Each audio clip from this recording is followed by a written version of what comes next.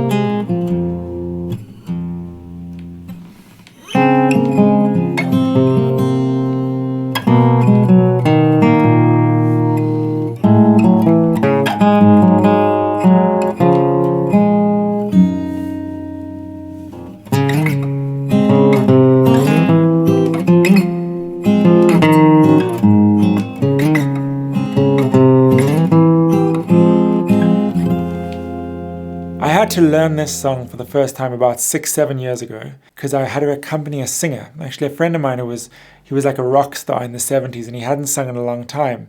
And we got this concert. I really wanted to get it right. We were doing a number of songs, just guitar and voice, and just the two of us was one of them. So I did what you're probably doing now, what we all do. I went to YouTube, I looked at loads of tutorials and performances. And I also went online and I bought like the official score. And I tried for quite a while to put everything together, and it was pretty confusing until I came across a performance on YouTube. I can't even find it anymore, but it was of a singer and a guitarist playing together. And the guitarist was doing this really clever thing. He was just playing the bass line, almost all with the middle finger, with the second finger on the left hand. If you listen to the recording, you'll hear there's this really cool bass line. It goes like this.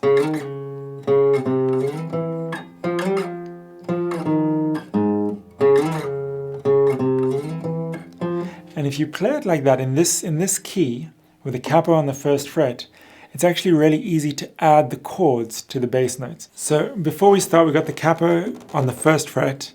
We're in the key of F minor.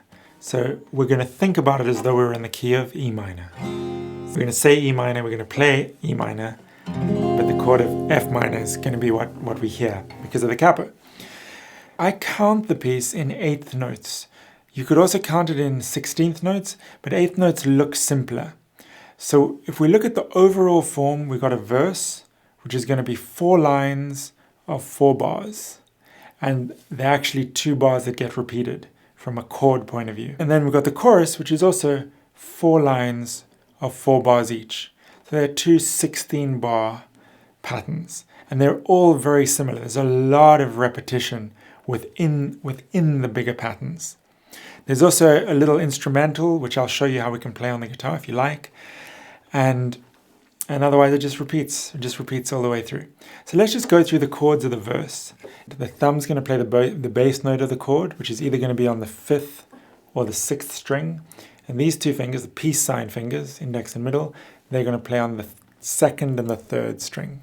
So the middle finger to the 2nd string, 2nd up from the floor, and the index finger to the 3rd string. And if we just go through those chords, we start with a C major 7 chord, then we got a B7 chord, then a B7 over D sharp, then an E minor chord, D minor 7, and G7. And that's the first line. Now the C lasts for a whole bar,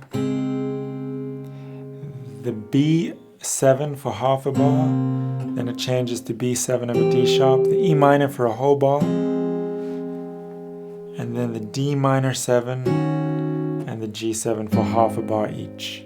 So if I play it in time, it's going to sound like this.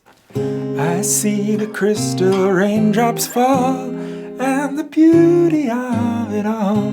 It's not the easiest song to sing, but it's great to sing. It's great fun. So the first half, the first 2 bars of all 4 lines of the verse and all 4 lines of the chorus all start with a bar of C major 7, half a bar of B7, and half a bar of B7 over D sharp.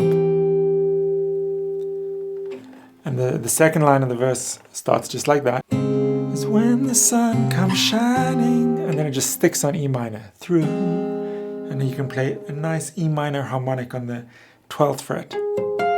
That's 12 frets up from the capo, so it's fret 13. So if we go through those first two lines of the verse, it's...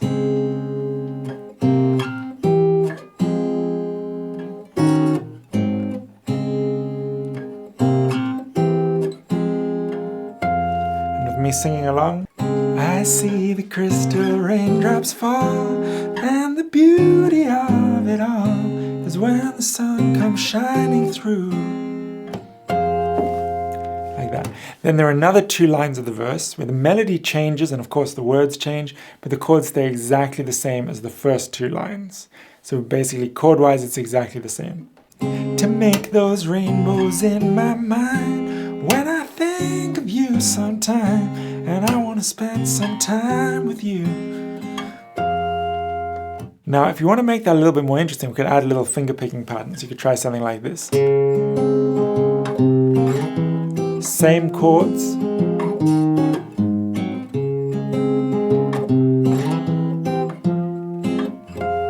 That would be one option. Or you could also pluck them in a slightly more kind of rhythmical way.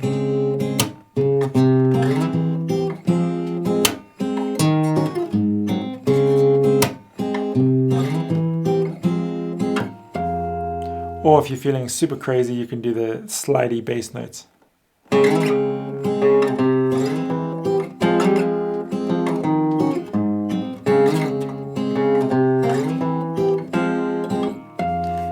That's the verse. 4 lines, 4 bars each.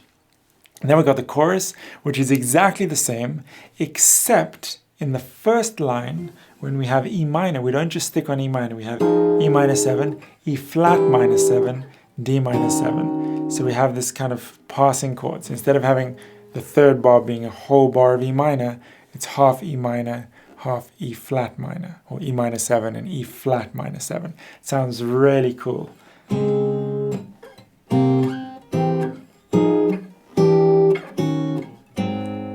So that was it. And because of that, we're not gonna play the E minor with the open strings like we did in the verse. So you have this very kind of minimal voicing of the E minor 7 chord, which actually sounds great.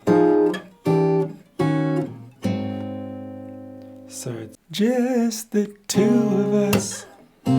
We can make it if we try. Just the two of us. Just the two of us. Just the two of us.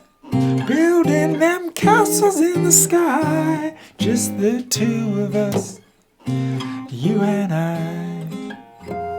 So that's what I do for the accompaniment. Of course, if you want to learn to sing it, you could also just strum the chords. So we'll put the chords up. We got C major 7, B7, E minor, D minor 7, and G. C major 7, B7, and E minor for 2 bars. And in the chorus, it just gets a bit tricky because we've got to play the bar chords in the first line. If we want to add in that chord in the middle, we don't have to. You could strum just those chords with just the one whole bar of E minor for the chorus. That's absolutely fine. But if you want to add that E flat minor 7 chord, you'd have to do it like this.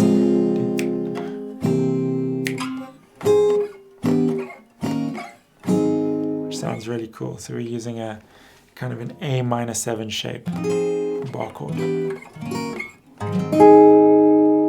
And that could be a good way to practice singing it. Another thing you can do if you don't want to sing, or if you want to like really work on the singing, or if you just want to develop your finger style, you want a really cool exercise, is you can play an arrangement of the song. So you can play the melody with just the simple bass notes. So if I just play the melody by itself, it sounds like this.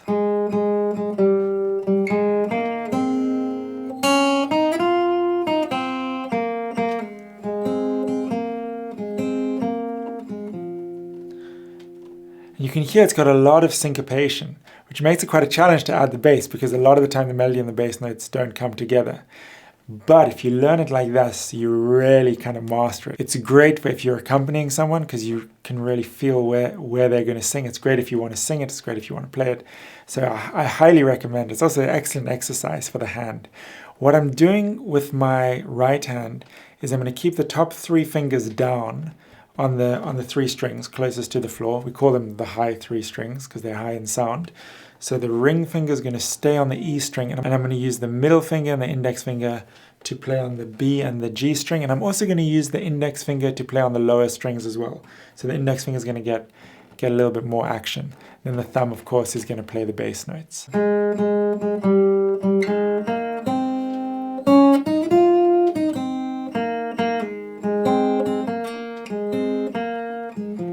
I'm kind of singing along, I'm thinking of the words, you know, that's helping me with the rhythm as well. Now I'll add the bass.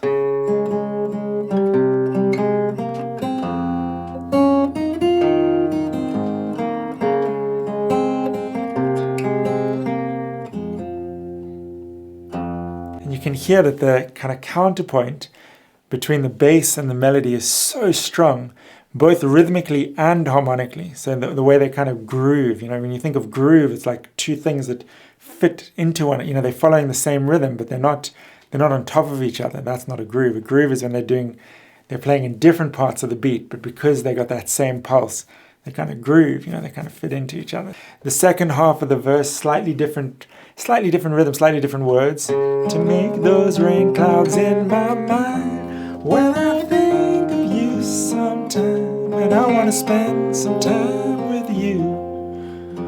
And then at the end of that line, we have the upbeat to the chorus. Just the...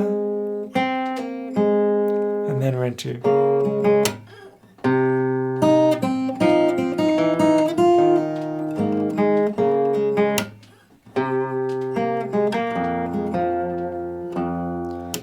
First 2 lines of the chorus, and then the second 2 lines of the chorus, which again start on the upbeat.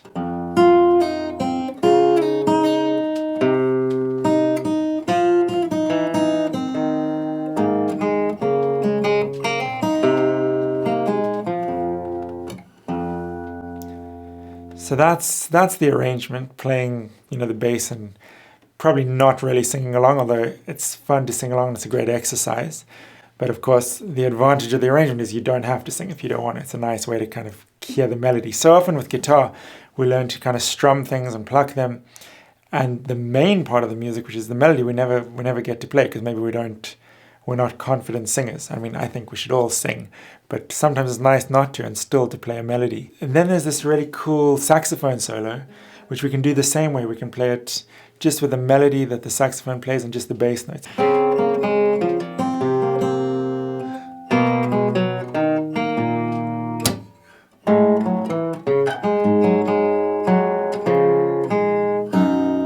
And that comes twice. Of course, you'll remember the saxophone kind of dips down an octave. And you can really arrange it however you like. You know, you can play that once, twice, then you can go back into the chords. And then back into the arrangement. Thanks so much for watching, guys. I hope this is of use to you. And I hope it helps you to kind of dive deeper into the piece and understand it in different ways and use this piece to really develop your playing in whatever direction, if that's chords or playing the arrangement or plucking, whatever it is. Tabs for everything we did today are on our Patreon page. That's patreon.com/altguitar. If you've enjoyed, please remember to pluck on that like button. And if you haven't yet subscribed, please do subscribe and ring the bell. We've got plenty more good guitar stuff for you, and we're making new stuff all the time. And also, thank you very much for doing all those things. If you could leave a comment, that would be great. It'd be great to know if the lesson was easy for you or too hard, if there's a part that you really liked or something you'd like us to do more of. We'd really love to hear from you. Thanks again for being here, guys, and we'll see you soon. Ciao.